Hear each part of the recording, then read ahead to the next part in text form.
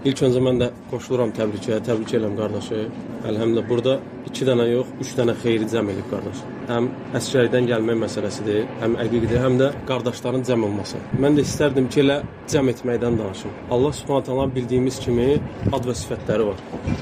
Allahın həm adları var, həm sifətləri var, həm feilləri var. Qul bunları öyrəndikcə Allaha daha da yaxınlaşır. Onlardan da biri Allahın cəm etməsidir və ayırmasıdır. Baxarsan ki, məxluqlar nəyisə cəm edirlər və mükəmməl şəkildə edirlər. Hər hansı bir şirkətdə, hər hansı bir işdə və ya məsciddə, amma ayırt eləyə bilmirlər. Ayırt eləyəndə fəsada uğrayırlar. Çünki Allahın hikməti kimi heç kəsdə hikmət yoxdur. Çünki Allahdan qeyrinə varsa hər bir şey məxluqdur və onda naqislik var. Amma Allahın cəm etməsi isə kamil şəkildədir. Və insan öyrənsə, necə Yaşar qardaşımız buyurdu, öz dininin qayəsini, məqsədinə çatmaq üçün düzgün vəsilələr tutacaq.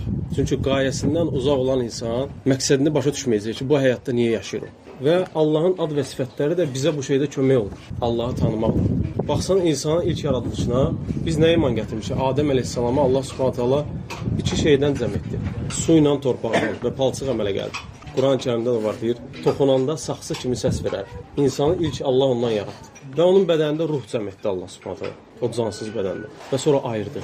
Ondan Həvvanı ayırdı. Həvvanı onun qabırğasından yaratdı. Və onların ikisinin cəm olmasından da insanlar yaratdı Allah Subhanahu taala. O insanın cəm olmasını da bizə Quranda bildirib Allah Subhanahu taala. Və hədislərdə də Peyğəmbər sallallahu əleyhi və səlləm bizə bildirib. Necə Peyğəmbər sallallahu əleyhi və səlləm buyurur ki, sizlərdən biri öz anasının bətnində 40 gündə cəm olar. Məsələn Allah Subhanahu taala onu cəm edir. Sonra digər 40 gündə, ikinci 40 gündə o onlar ələqa şəklində. Ələqa da su buxarlananda tavandan yapışanda necə sallanır? Ona ələqa deyirlər. Ondan sonraki 3-cü 40 gündə artıq çeynənmiş ət parçası kimi olar.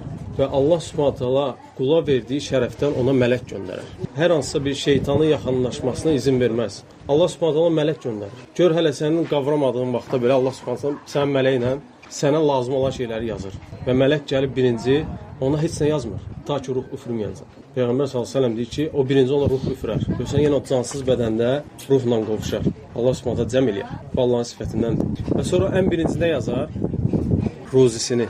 İnsanın ən çox həyata gələndə qorxacağı şey. Sonra əməlini yazar. Ona görə ruziyə görə qorxmaq lazım deyil. Allah Subhanahu taala nə yazıbsa o sənə gələcək. Və sənin yanından nə keçəcəksə o sənə isabət eləməyəcək. O sənin deyil. Ona görə Allah Subhanahu taala bildirir ki, burada Peyğəmbər sallallahu əleyhi və səlləmin dili ilə bizə bildirir ki, yəni sənə hər şey yazılıb artıq. Narahat olma. Özün mələk vasitəsilə. Sonra əməlini yazar. Yəni bu insan həyatda nə əməllər edəcək. Ondan sonra əcəlini yazar. Və əcəldə də hansı yerdə, hansı zamanda öləcək. İnsan bu iki şeydən qırağa çıxamayacaq. O nə bir an gecikər, nə bir anda qabağa gedər. Ondan sonra 4-cü şey isə o insanın xoşbəxt və ya bədbəxt olması yazılır. Yəni bütün qədəri insanın yazılar artıq ana bətnində və bu şey onun üçün cəm olar. Və artıq insan kamilləşər. Onda gözlər əmələ gələr, qulaqlar əmələ gələr. Və sonra Allah Subhanahu ayırır. Onu ana bətnindən o uşağı ayırır. 9 ay suyun içində keçən cəsəd bayıra çıxanda artıq suya qaydanda ölə bilər. Allah Subhanahu bu şeylərə qadirdir. 9 ay insanı suyun içində saxlayır və orada heç bir çörək yemir, yemək yemir, anadan qidalanır. Necə bilirsiniz? O sonra çıxandan sonra artıq başlayar həyatı başa düşməyə. O bizdə bir atalar sözü var, deyir heç kəs anasının qarnında öyrənməyib. Yaşar qardaşımızın sözünə qüvvət, öyrənmək lazımdır. Yəni cahilliklə deyir. Bu əslində Quran ayəsidir. Vallahu axrajakum min butuni ummahatikum la ta'lamuna şey'an. Allah deyir sizi analarınızın bətnindən heç nə bilmədiyiniz halda çıxartdı. Bu Quran ayəsidir. Allah Subhanahu bizi oradan cahil şəkildə çıxartdı. Biz heç nə bilmirdik. Və sonra iməklədi yavaş-yavaş. Sonra gəzdi. Sonra Allah Subhanahu həmin ayənin davamında nə deyir? Və ca'ala lakumus-sam'a vel-absara vel-afida. Və deyir sizə qulaqlar, gözlər və qəlb verdi. Alimlər deyir ki, niyə görə Allah Subhanahu insanda 6 dənə hiss var? Niyə görə o üçünü çəkdi? Demədi, dadmaq hissi verdi, qoxlamaq və ya toxunmaq. Çünki bunlar maddi həyat üçün lazımdır. Sən nəyisə toxunasan, qoxlayasan, dadına baxasan. Amma sənin mənəvi həyatın üçün, Allaha yaxınlaşmaq üçün Allah sənə artıq işarə verdi ki, qulaqlar verdi, dinlə, haqqı dinlə. Batildən uzaq çək. Və haqqa bax, Allahın yaratdığı ayələrə bax, göylərə bax, yerə bax. Və o həmin 2 dənə yoldan süzülən bir dənə dərya var, necə deyirlər, qəlb. Həmin gözlə, qulaqdan insanın qəlbinə süzülür. Necə İbn Məsud radiyallahu anh deyir ki, qəlblər Allahın qablarıdır. Allah istədiyini iman yağışı nuru ilə doldurur. Ona görə o qabları təmizləmək lazımdır. Yəni bu şeylər kifayət edir ki, sən şükür eləyəsən. Və sonra insan başladı artıq bölməyə. Gəzir, başa düşür. Necə Yaşar qardaşdır, bəzilərində çıxıb və qərara gəldi ki, dünyaya gəlməmişdən qabaq heç bir şey olmayanda. Yəni o çıxıb ağac əkmədi ki, qoyun otarmadı. Hər şey var idi onun üçün. Yemək, içmək, onları yaradan, bunun özünü də yaradan Allahı inkar eləsin. Niyə görə? Çünki o insanlarla danışsan, görərsən ki, onların qəlbində naqislik var və Allahdan küsüblər. Hansısa məsələləri düzgün deyil. hansısa ruzunu istəyiblər Allahdan verməyib. Onlar elə bir ki, o xeyir olsun. Və onlar başladılar İslam dini var ola Allahı inkar etməyə. Halbuki İslam dinini inkar edilməzdir. Və onların cavabları da çox sadədir. Onlara veriləcək cavab. Çünki onlarla bizim bir-birimizin təsdiqlədiyimiz şeylər var. Biz fitrət deyirik, onlar təkamül deyir. Biz fitrəti qəbul edirik, onlar təkamül deyirlər. Və onlar İslam dinini inkar edilməzdir. Çünki İslam dini yayılıb yer üzündə.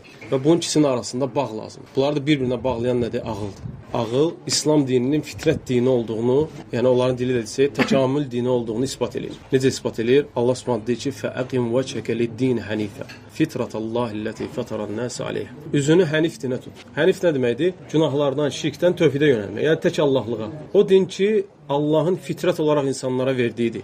Yəni Allah Subhanahu ayəsində meydan oxuyur ki, mən insanlara verdiyim din onların fitrətləri ilə uyğun gəlir. Çünki insan doğulanda tək ilahlığa yönəlir, çox ilahlığa yox. O həmişə bilir ki, bir dənə ilah var. Hətta Afrikada baxsaq, onlar çoxlu ilahlara ibadət eləsələr, deyirlər ki, bir dənə böyüyü var. İnsanın fitrətində tək ilahlıq var. Və bu ayənin təsdiqini də Peyğəmbər sallallahu əleyhi və səlləm sözü ilə tapır. Peyğəmbər sallallahu əleyhi və səlləm deyir ki, hər bir insan, hər bir doğulan uşaq fitrət üzərində doğulur. Hələ bununla da kifayətlənmir. Deyir, sonra onun valideynləri o uşağı ya Yahudi eləyir, ya Nəsrani eləyir, ya Məcusi eləyir. Və diqqət olması yer budur. Peyğəmbər sallallahu əleyhi və səlləm demədi ki, valideynlər onu müsəlman eləyir. Çünki o artıq müsəlmandır. Fitrət üzərində doğulur, yəni müsəlman doğulur. O demək deyil ki, hər bir şeyi biləcək, o biləcək ki, namaz 5 vaxtdır, oruc xeyr. O biləcək ki, ilah təkdir, yaradan təkdir.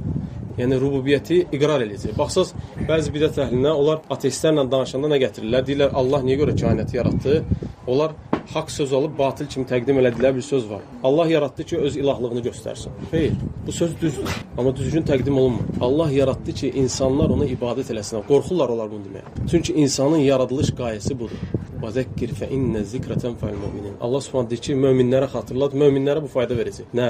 وَمَا خَلَقْتُ الْجِنَّ وَالْإِنسَ إِلَّا لِيَعْبُدُونِ Mən cinləri və insanları yalnız mənə ibadət eləmək üçün yaratdım. Mən onlardan ruzi istəmirəm. Məni yedirtmələrini də istəmirəm. Çünki Allah özü ruzi verəndir və qüvvət sahibidir. Əslində budur qayə. Bu düzgün qayəni insanlar başa düşsə, möminlər başa düşsə və məqsədi düzgün bilib vəsilələri doğru tutacaqlar və digərlərinə də düzgün başa sala biləcəklər. Ona görə əsas yaradılış qayəsi budur. Və həmin Allahın o insanın bədənində cəm elədiyi o insan forması artıq ayrılmağa başlayacaq. Necə bayaq qeyd elədik ki, Allah Subhanahu həm cəm edir, həm ayırır və hər bir şey mükəmməl şəkildə eləyir. Artıq ruh bədəndən ayrılır. Necə Yaşar qardaş buyurdu, onu 3 şey fayda verir ancaq. Ondan da əlavə 3 şeyi Allah Subhanahu ona təqib edir qəbirdə. Allah Subhanahu o şeyi 3 şeyi onun üçün cəm edir. Onun malı, qohum əqrəbası və əməlləri. Qəbrə girəndə isə ikisini Allah ayırır ondan. Ayrılan nədir? Qohum əqrəbadır, bir də mal mülkdür. Ondan qalan əməlləridir. Ondan sonra qiyamət günü necə Allah Subhanahu buyurur: "Rabbana inneke cami'un nas el-yawmin la rayba fi." Deyir, ya Rabbi, möminlər deyirlər ki, sən şübhə olmayan gündə deyir insanları cəm edəcəksən. Və o gün bütün firqələr, möminlər gəlir narahat olmasın, hamısı cəm olacaq. Kim nəyə ibadət eləyirsə, Allahdan qeyrisinə ibadət edir. Hətta Allaha inanmayanlar belə cəm olacaqlar. Allaha inanmayanlar dini altında. Və möminlər də cəm olacaq. Həmin o yerdə, Ərasatda cəm elədikləri Rəbbini gözləyəcəklər. Allah Subhanahu bizi də orada cəm eləsin, necə burada cəm eləyib və qəlblərimizi birləşdirsin, ayırmasın. Allah Subhanahu bizi dinində sabit eləsin. Subhanəkəllah və bihamdikə.